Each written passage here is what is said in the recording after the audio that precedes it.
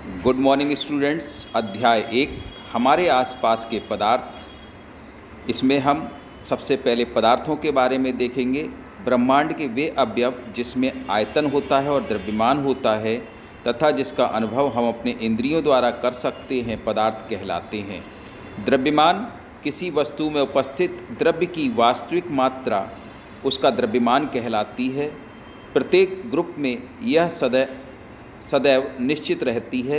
इसे small m से प्रदर्शित करते हैं। उसके बाद बच्चों भार की बात आती है। भार या वेट पृथ्वी जिस बल से किसी वस्तु को अपने केंद्र की ओर आकर्षित करती है या खींचती है, यह आकर्षण बल ही उसका भार कहलाता है। इसे W से प्रदर्शित करते हैं। आगे इसके बाद हम देखेंगे आयतन के बारे में देखेंगे। यानी इसको एक बार और समझ लीजिए कि पृथ्वी जिस ताकत से किसी भी चीज़ को अपने केंद्र की ओर खींचती है, वह खिंचाव ही क्या कहलाता है? भार कहलाता है। अब द्रव्यमान और भार में क्या संबंध है? किसी भी वस्तु का द्रव्य का द्रव्यमान m और w हो तो w बराबर m गुणा g होता है। g गुरुत्वीय त्वरण है जो समय के साथ साथ बदल जाता है।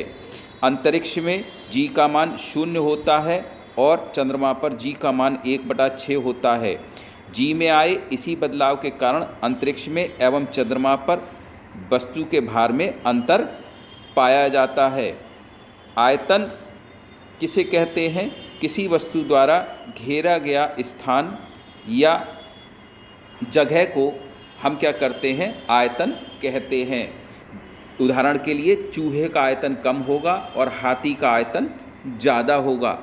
इसी प्रकार ऊर्जा या एनर्जी की अगर हम बात करें तो बच्चों ऊर्जा किसी वस्तु के कार्य करने की क्षमता को हम ऊर्जा कहते हैं। यानी कोई भी वस्तु जो काम करती है वो ऊर्जा के बल पर करती है। हम खाना खाते हैं तो खाने से हमें ऊर्जा मिलती है। मोटरसाइकिल पेट्रोल और डीजल से अपनी ऊर्जा लेते हैं। इसी तरीके से जब तक हम कुछ एनर्जी नहीं लेंगे तब तक काम नहीं कर पाएंगे। कहने का अर्थ है हम ऊर्जा के बल पर ही काम करते हैं। यह अलग अलग प्रकार की होती है, जैसे प्रकाश ऊर्जा, ध्वनि ऊर्जा, गतिज ऊर्जा आदि। वो इसमें ना द्रव्यमान होता है और ना ही कोई भौतिक अवस्था होती है। अब आता है द्रव्यमान ऊर्जा तुल्यता संबंध। ये आइंस्टीन ने दिया था। ये E बराबर mc² के बराबर होता है।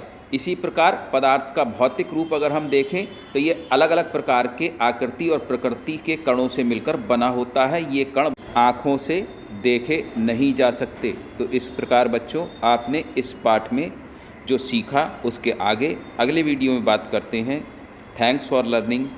Okay, good bye.